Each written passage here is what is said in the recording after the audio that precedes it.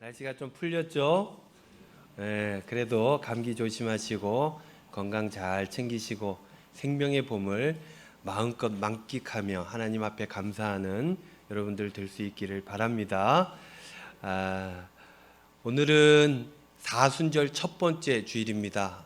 아이러니컬하게도 생명이 솟아나는 이 계절에 예수님의 죽음을 생각해야 되는 그런 절기를 우리가 맞이하게 되는데요.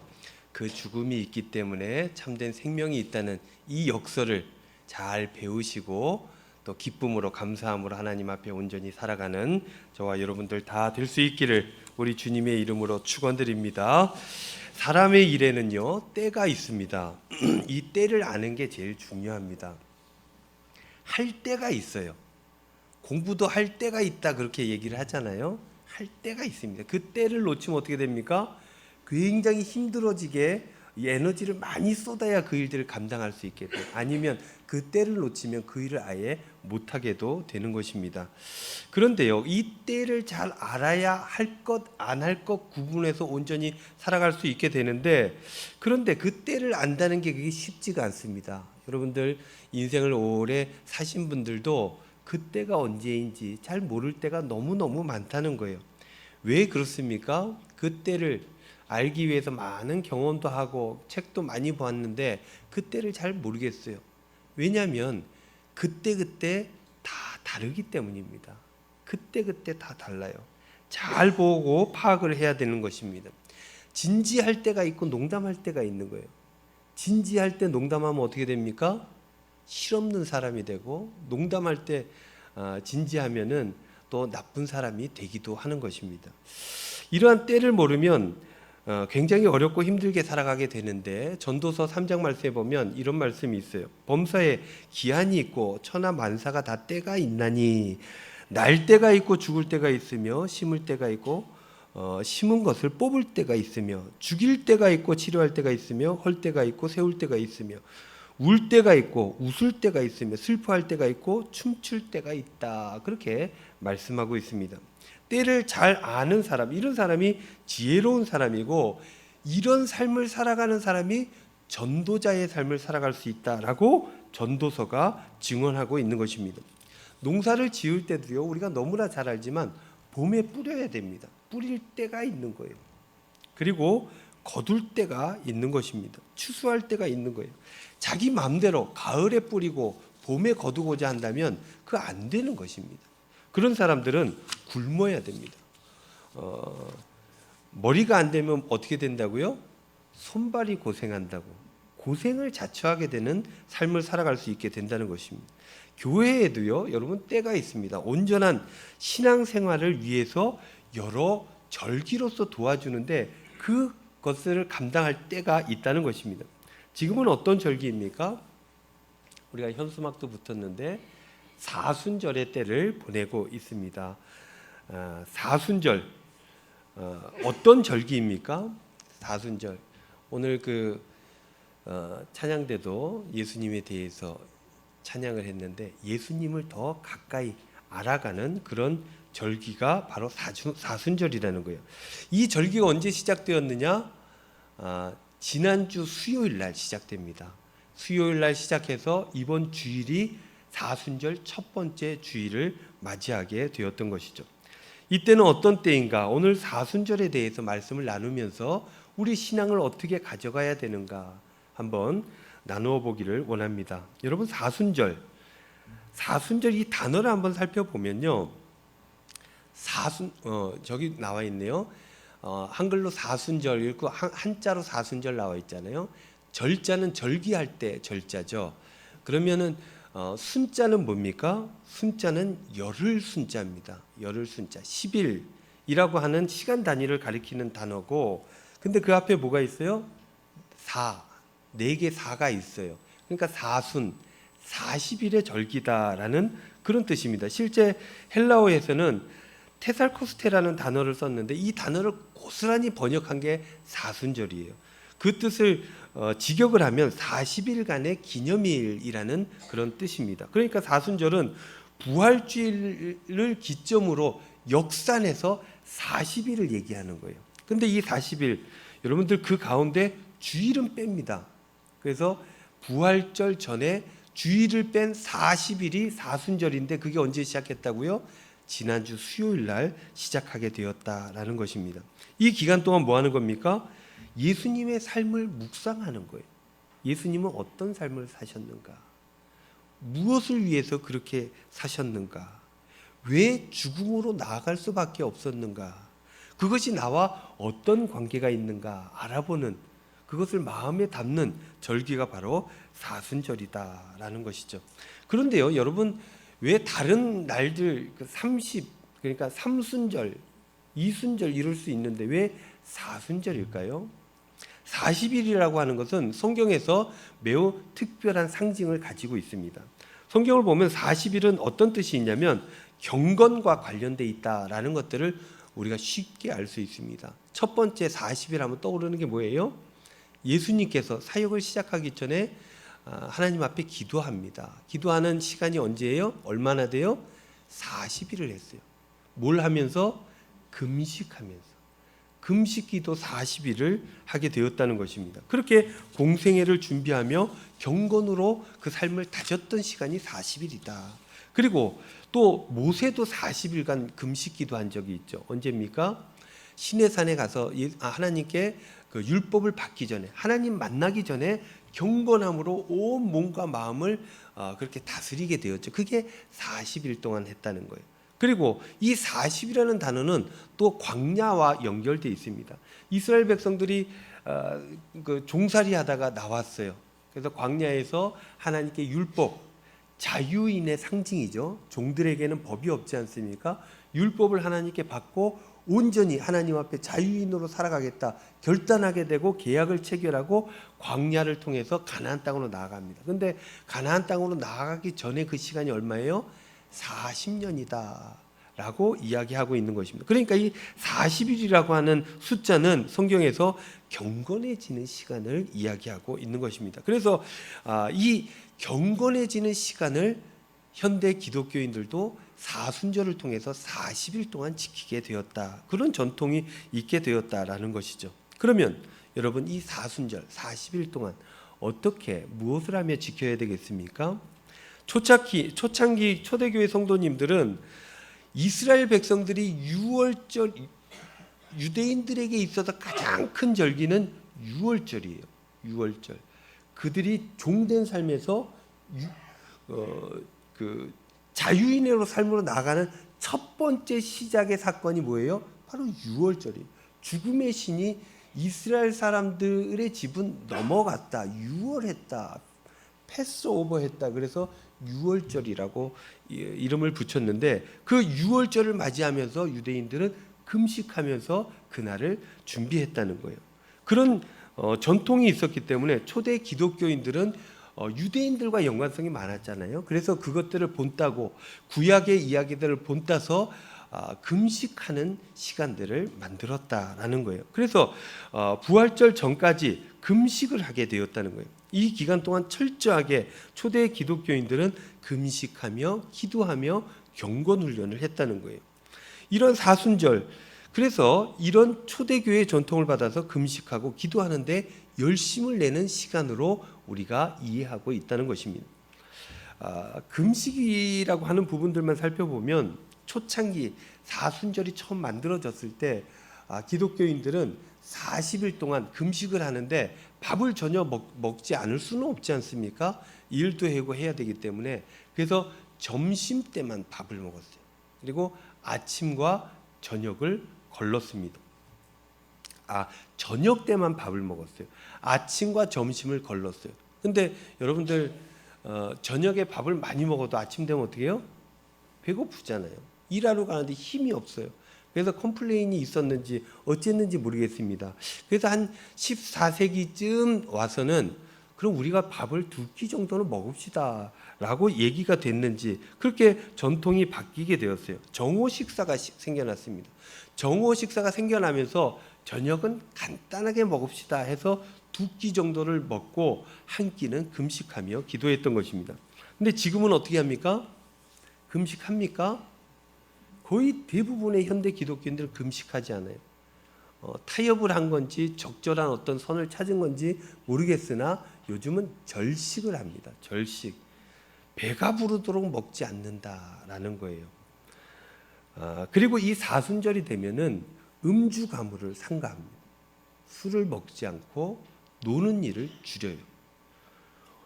제가 어릴 때만 해도 사순절에는 결혼식을 하지 않았습니다. 그래서 사순절에 결혼식을 하면 믿음이 없다 그랬습니다. 그래서 사순절에는 경건하게 주님의 죽으심, 날 향하신 그 사랑을 마음에 품는 시간으로 그렇게 삼았다는 거예요. 그러면서 어느 정도였냐면 요즘은 뭐 영화 보는 게 그렇게 어려운 일이 아니지 않습니까? 주변에 영화관들도 너무 많고 쉽게 영화를 볼 수 있어요. 근데 예전에는 영화를 한번 보는 것은 연인을 만났을 때 보는 것입니다. 한 번씩 날 잡아서 볼 수 있는 거예요. 그래서 이 사순절에는 영화, 연극 이런 것들을 삼가했었죠. 그리고 소설, 특별히 연애 소설 이런 거 읽는 것도 삼가할 정도로 뭔가 자신의 그 쾌락에 관련된 욕구에 관련된 일들은 줄이려고 애썼던 것이 현대 기독교인들의 사순절의 모습이다라는 것입니다. 사순절에는요 화려한 옷도 잘 입지 않았어요. 그래서 조금 쾌쾌 묵은 색깔의 옷들만 입고 다니고 그렇게 나는 예수님의 고난을 마음에 담고 있습니다를 몸으로 보여주게 되었던 것입니다. 물론 오늘 우리가 이런 전통을 꼭 따라야 될 의무는 없습니다. 법이 아닙니다.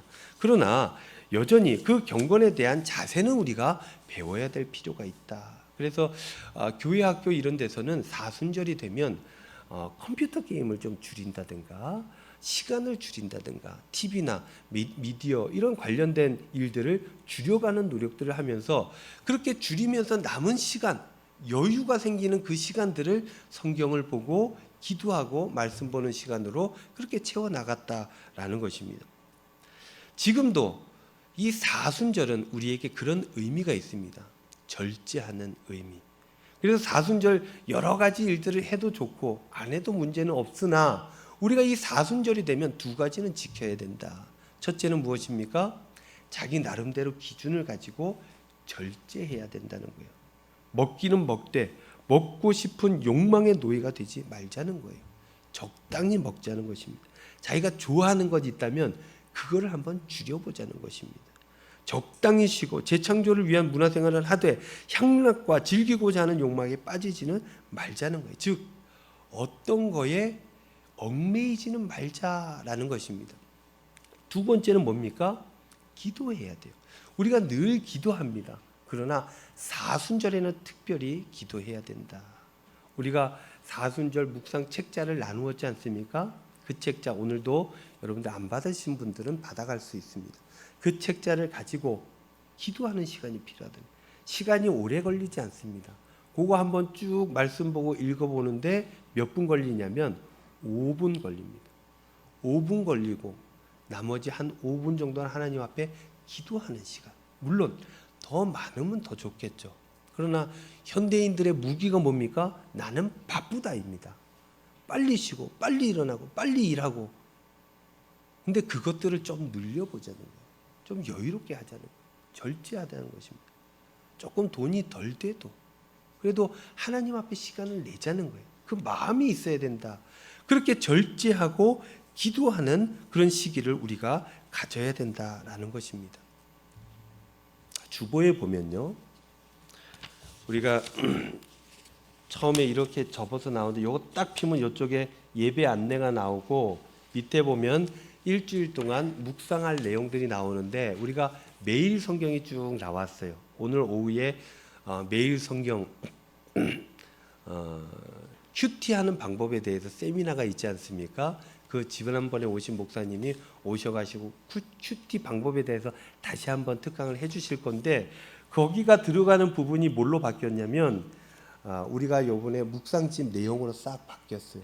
그 위에 그림이 중간에 있잖아요. 여러분들 글자가 너무 작아서 안 보일 텐데 렌트라는 단어가 있어요. 이게 영어로 사순절이라는 단어이고 그 밑에 보면 금식 그리고 기도 그리고 요거는 구제라고 표현할 수 있겠습니다.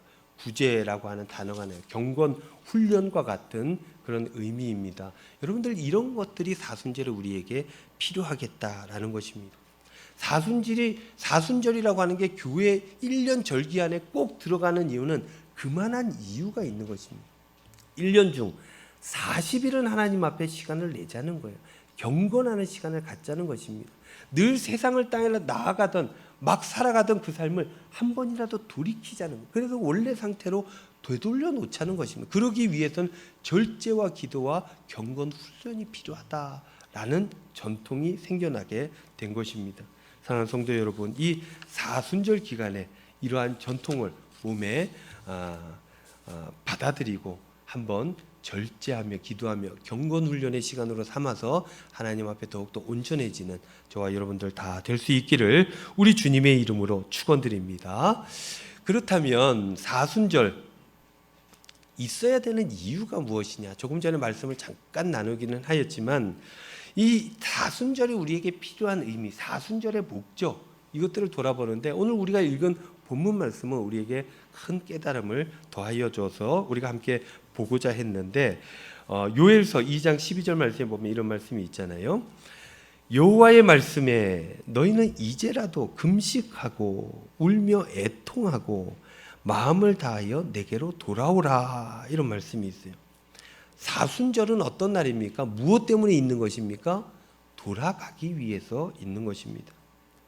사람은요, 하나님께서 창조하신 피조물이에요. 하나님께서 창조하셨다는 것은 하나님께서 주신 법도, 순리 이런 것들로 살아갈 때 온전한 삶이 사라진다라는 그런 뜻입니다.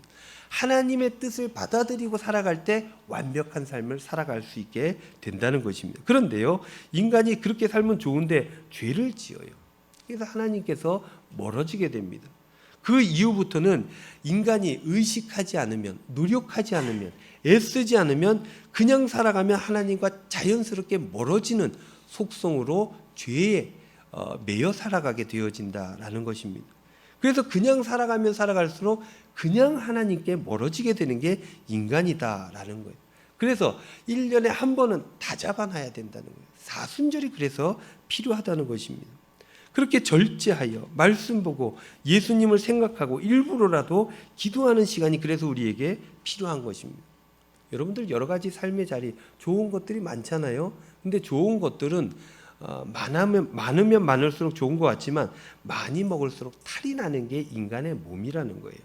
먹는 것을 줄여야 돼요. 그래야 건강해지는 것처럼 좋아하는 것들, 내가 쾌락을 느끼는 것들, 기분 좋은 것들 이런 것들을 절제할 필요도 있다는 것입니다. 그 시간이 필요해야 그 시간이 우리에게 있어야 우리들의 영육의 생명이 온전해질 수 있게 되고 하나님께로 돌아갈 수 있게 되어진다라는 것입니다. 그래서 사순절이 필요한 이유는 하나님께 돌이키기 위함이다라는 것입니다.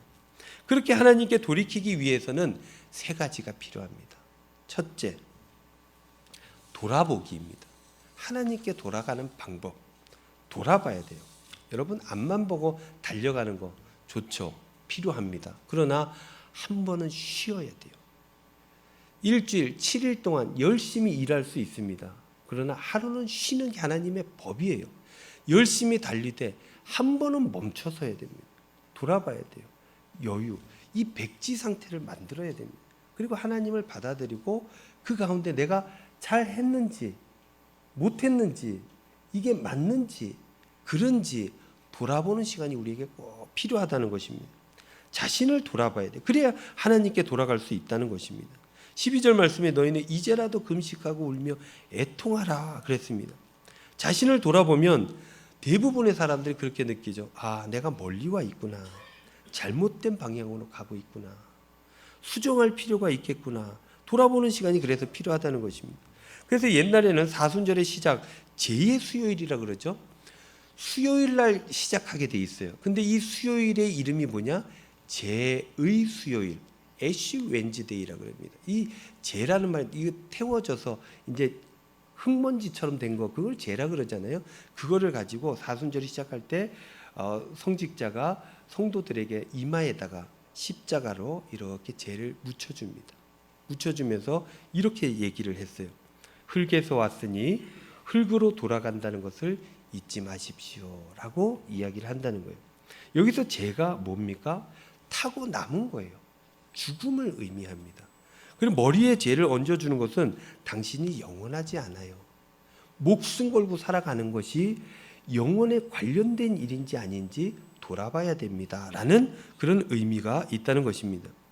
그렇게 영원하지 않다라고 하는 자기 존재를 인식하는 순간 가장 중요한 것을 놓치지 않을 수 있게 된다라는 것이죠. 러시아의 문호 톨스토이, 여러분들 이 얘기 많이 들어보셨을 텐데요.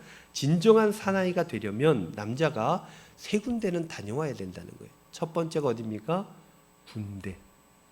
군대 가면 사람이 제대로 된다는 거예요. 두 번째 어디입니까? 병원. 세 번째는 어디겠습니까? 감옥이라 그랬어요. 이 세 곳의 공통점은 멈춰지는 거예요. 그리고 자신을 돌아볼 수 있는 기회를 얻게 된다라는 것입니다. 군대 가면 어때요? 고생하게 되죠. 얼마나 자신이 힘이 없는 존재인지 알게 됩니다. 요즘 우리 아들놈이 군대가 있어요. 근데 다행이다 싶으면서도 조금 안타까운 것은 내가 당한 만큼 당하지 않아요. 별 고생을 안 하는 것 같아요. 물론 고생하겠죠. 저는 저기 연천에서 훈련병을 시작했는데 어머니 아버지 힘들다고 친구랑 둘이 갔습니다. 둘이 갔는데 친구랑 연병장 앞에서 인사하고 들어갔어요. 모퉁이를 딱 돌자마자 조교, 이 빨간 모자 쓴 나쁜 인간들 있지 않습니까? 그 인간들이 구르래요. 내가 왜 굴러야 돼? 그런데 다 구르고 있어요. 나도 구를 수밖에 없어요. 앞으로 지침 뒤로 지침 막 해요. 내가 왜 해야 되지? 근데 내가 막 하고 있어요. 얼마나 인간이 힘이 없는 존재고 이렇게 권력 앞에서 무능한가를 온몸으로 깨우치는 그런 순간을 군대에서 맞이하게 되는 거예요. 이게 이제 극단적인 예를 들어서 그렇지만 군대는 상명하복이에요. 시키면 해야 되는 동네입니다. 그러니 얼마나 본인이 연약합니까? 본인이 핸들링하고 판단하고 자기가 선택하고 이럴 수가 없어요. 그래서 군대는 뭐를 잘해야 된다고요? 줄을 잘 서야 되는 거예요. 지가 뭘 잘한다고 되는 게 아니에요. 줄을 잘 서면 잘 되기도 하고 아무리 능력이 있어도 줄을 잘못 서면 생고생하는 거예요.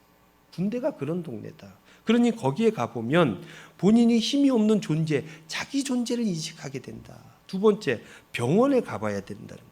다들 병원 입원해 보셨잖아요. 병원 입원하면 얼마나 나약해집니까? 몸이 한 번씩 아플 때가 있잖아요.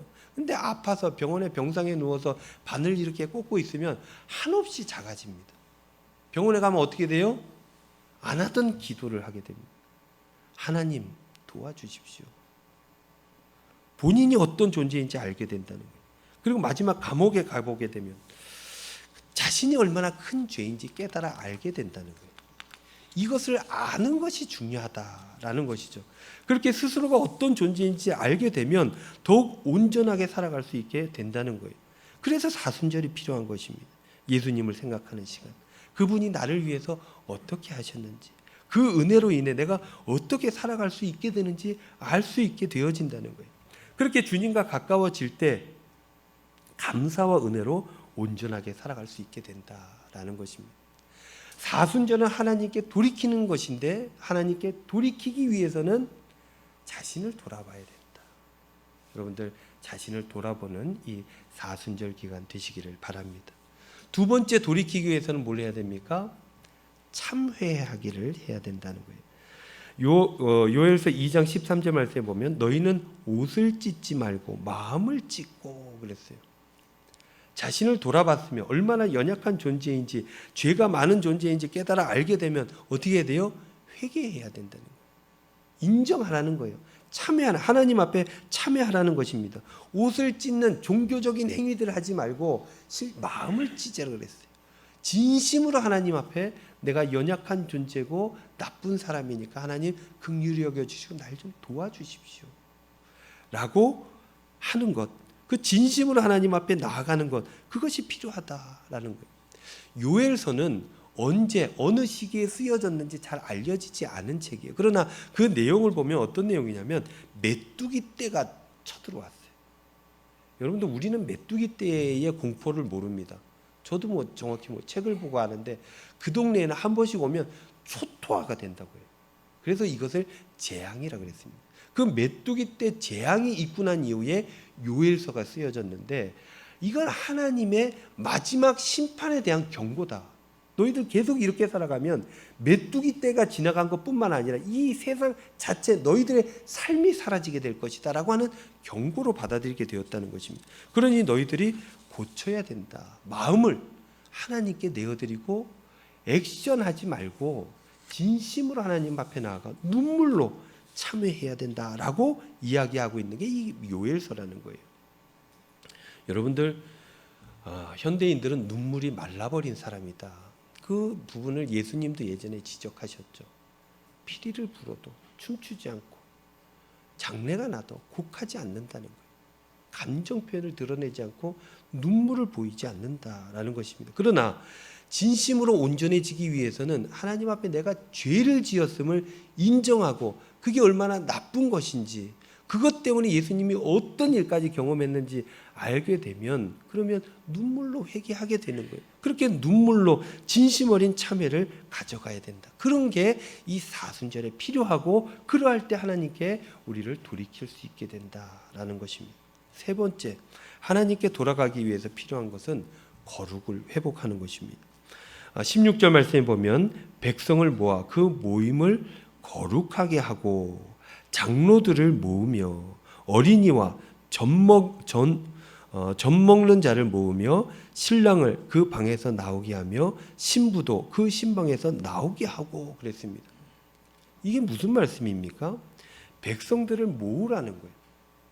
거룩은 혼자서 안 됩니다. 모여야 돼요. 그래야 힘이 생기고 감당할 수 있게 되는 거예요.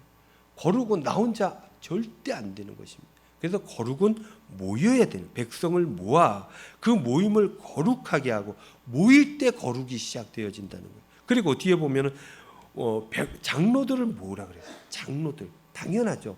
그 지역의 리더십을 가지고 있는 사람 모여야 되죠.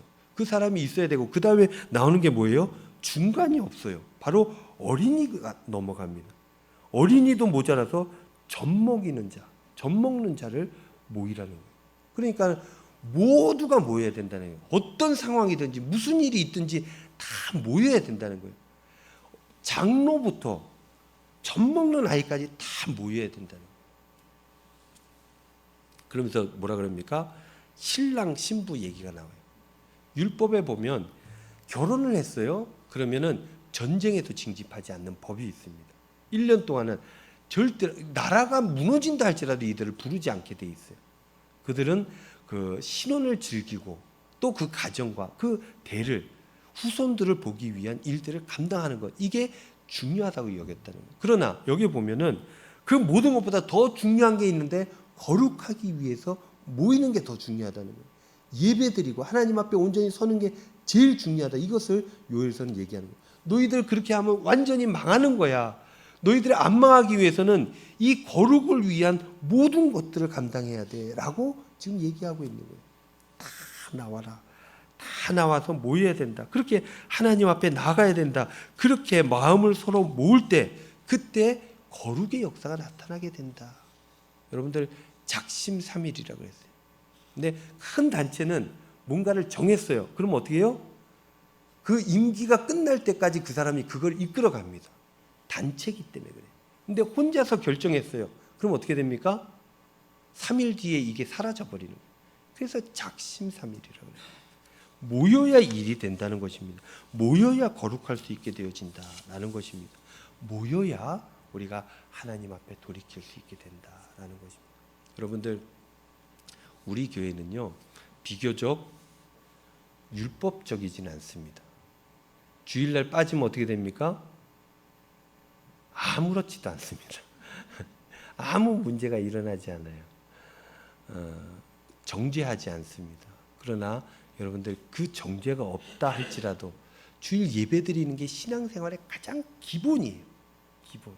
주일날 주일 교회에 와야 됩니다. 안 오면 어떻게 됩니까? 지옥 갑니까?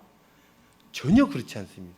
그러나 안 오면은 자꾸 멀어지는 거예요. 하루 괜찮겠지. 이틀, 두 번째 괜찮겠지. 아니요. 매주 나오는 것입니다. 이게 전통으로 만들어진 데는 그만한 이유가 있는 거예요. 그래서 주일날 교회로 나와서 모이는 것, 이 일이 매우 중요하다. 그래서 사순절 기간 동안 여러분들 주일 예배 꼭 지킬 수 있기를 바랍니다. 뿐만 아니라 우리 장로님 오늘 기도해 주셨는데 수요 기도회, 오후 예배, 공적인 예배들은 꼭 빠지지 않고 여러분들 참여하시기를 바랍니다. 그렇게 하면 우리가 이 사순절 기간에는 묵상지 가지고 쭉 한 걸음으로 나아가게 돼 있어요. 모두 참여하시고, 특별히 새벽 기도에는 매일같이 이 말씀을 묵상하고 나누고 기도하게 되는데 여러분들 예배의 자리에 참여할 수 있기를 바랍니다. 그래야 거룩해지고, 그래야 하나님께 우리의 삶을 돌이킬 수 있게 되는 것입니다. 여러분, 세 가지가 필요하다 그랬어요. 뭡니까? 첫째, 나를 돌아보기. 그리고 두 번째, 눈물로 진심으로 참여하기. 세 번째, 거룩을 회복하기. 이렇게 하려면 여러분들 용기가 필요합니다. 신앙생활에도 여러분들 용기가 필요해요. 용기는 마음에서 나오는 거예요. 그리고 머리에서 나오는 것입니다. 머리에서 시작해서 마음에서 나와서 몸이 움직이는 게 용기예요. 그냥 되겠지, 관성에 따라서는 이 안 되는 용기가 필요합니다. 용기를 가지고 할 때 이 세 가지를 감당할 수 있게 되는 것이고, 그럴 때 우리는 하나님께 돌이킬 수 있게 되는 것이고, 회복될 수 있는 것이고, 영혼에 닿을 수 있게 된다. 사순절 기간 온전해지시는 저와 여러분들 다 될 수 있기를 우리 주님의 이름으로 축원드립니다.